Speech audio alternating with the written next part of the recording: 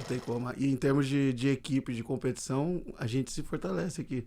Competindo um contra o outro. É lógico. Pô, se eu não tivesse atos pra gente se preocupar, né? Talvez a gente tivesse deixado a equipe de competição de lado por mais tempo. Isso seria uma coisa muito ruim para nossa história, porque a Aliança, no seu DNA, ela surgiu para ser uma equipe de competição. Sim.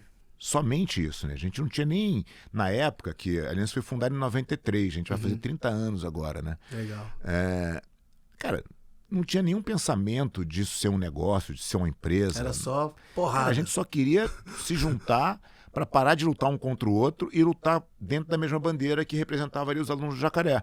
Então, cara, esse é o nosso DNA, uma equipe de competição. A gente não pode nunca esquecer disso. Né?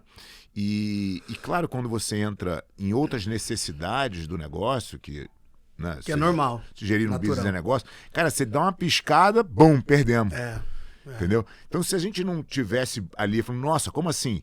A gente tentou, pô, demorou pra gente conseguir equiparar de novo e brigar de igual de novo. Sim. Né?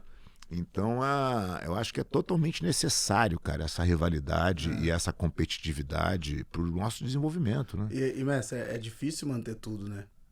O time, tipo, extremamente competitivo, mas também extremamente business, porque, na verdade, todo competidor vai depender do business depois. Sim. Se ele quer viver do jiu-jitsu, né?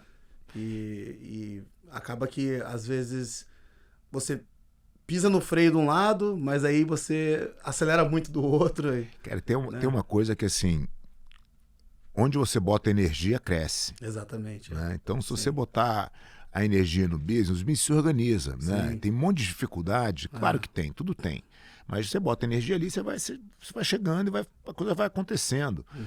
E às vezes é difícil você equilibrar isso. Né? Esse é o trabalho da liderança, na verdade. Né? Você parar de se aprofundar muito numa coisa e olhar tudo um pouco mais shallow, mas você está vendo tudo. Então, pô, a competição está indo bem, está cuidado aqui. Pô, o business está indo bem. Pô, o produto está indo bem, a metodologia está indo bem. Você tem que olhar tudo. Né? Mas às vezes você erra o quanto você bota de energia no lugar e aí, cara, dá errado em algum ponto, né? E tudo bem, isso faz parte do aprendizado. Aprendizado, total. Com certeza. E, mestre, posso falar senhor, né? O senhor... Pô, não precisa, né? Pode me chamar de pai do senhor, eu me sinto velho. Eu vi o mestre, eu era faixa branca, azul, já tava já. Mas assim, o senhor começou a treinar jiu-jitsu em que ano? Eu comecei em 83 para 84. Caramba, eu tinha um ano de idade. No final dos meus 13 anos de idade, eu sou de 70. Sim. E aí eu comecei a entender o que o jiu-jitsu era. Eu comecei fazendo karatê, na verdade. Eu tenho um irmão 3 anos e meio mais velho do que eu, né? Então a gente brigava em casa dia sim e o outro também. Eu só apanhava, né? 3 anos e meio mais novo. E às vezes eu falo bastante isso, assim, tem um conceito de um professor de Harvard, o Clayton Christensen, que ele fala do job to be done. Por que as pessoas contratam algum serviço ou compram algum produto? Na verdade, qual o sentimento mais profundo daquela decisão? Né? Quando o cara vem entrar na tua academia, ele pensou naquilo antes, né? Alguma coisa motivou ele a vir para o jiu-jitsu. O que de fato é essa... O meu job to be done era parar de apanhar do meu irmão. Era só o que eu desejava naquela época. E aí eu entrei no karatê. Ele te batia muito, mas? Te batia muito? Pô, todo dia. E aí eu entrei no karatê, piorou, cara. E aí eu descobri o jiu-jitsu, aí comecei a me dar bem. Depois mas vocês treinavam karatê juntos? Não. Não? Não, ele era muito maior que eu. Ele dá um chute nele, ele me batia. E aí eu entrei no jiu-jitsu, aí eu comecei a me proteger, daqui a pouco comecei a ganhar dele. E aí ele veio pro jiu-jitsu também, né? Ele também é faixa preta, foi terceiro em mundial já e tal. Legal. Mas aí... Qual que é o nome dele mesmo? Fernando Gurgel. Fernando Gurgel. E aí, cara, eu me apaixonei pelo jiu-jitsu, falei, cara, é isso que eu quero fazer. E aí segui a minha carreira desde sempre, sabendo, com 15 anos eu já sabia que eu queria ser professor de jiu-jitsu. Então eu já ajudava o Jacaré na academia, eu já ia no banco fazer o depósito, eu gostava do controle dos alunos, eu já fazia uma gestão ali. Sem... Já era a minha veia ali de querer fazer, entender todos os aspectos. E o jiu-jitsu naquela época, pô... Não, incipiente. Não era nada, né? A galera fazia o jiu-jitsu pra realmente ou ter a defesa pessoal, ou Sim. ter aquele challenge, né? Aquele desafio jiu-jitsu contra karatê, jiu-jitsu contra taekwondo, né?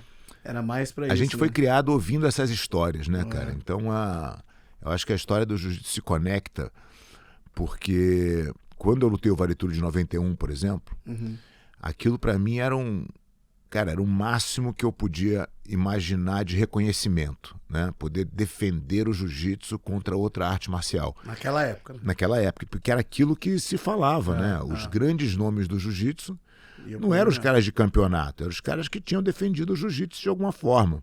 Então, quando eu fui selecionado pelo Carson para lutar lá, eu fiquei extremamente lisonjeado. Falei, pô, agora eu vou representar tudo que eu escutei até hoje, né? Não tinha nada de dinheiro, não tinha absolutamente nada profissional, né? Mas tinha essa coisa de você poder representar o jiu-jitsu. Depois, quando vai andando, vai se modernizando, vai ficando mais profissional. E aí, claro, o MMA virou MMA e foi se separando, né, da realidade do jiu-jitsu. Sim. Então, o começo foi assim, cara, era muito pequeno. Meu pai, quando me perguntou uma vez, quando eu tinha 15 anos, o que eu ia fazer quando eu crescesse, eu falei jiu-jitsu, ele falou, cara, sabe o tamanho desse mercado? Eu falei, não sei. Ele falou, então, é muito pequeno. Você acha que você pode ser diferente? Porque se você não fizer diferente, não vai ter espaço. Sim. E eu cresci um pouco com esse desafio, né, cara, de tentar fazer algo diferente do jiu-jitsu, tentar trazer um pouco mais de... Eu via umas brechas assim e falava, cara, eu acho que dá para fazer melhor que isso. Né? Acho que dá para capitalizar de outra forma na academia. Acho que dá. E eu fui testando as coisas, né, cara? Fui errando um monte, E algumas coisas foram dando certo.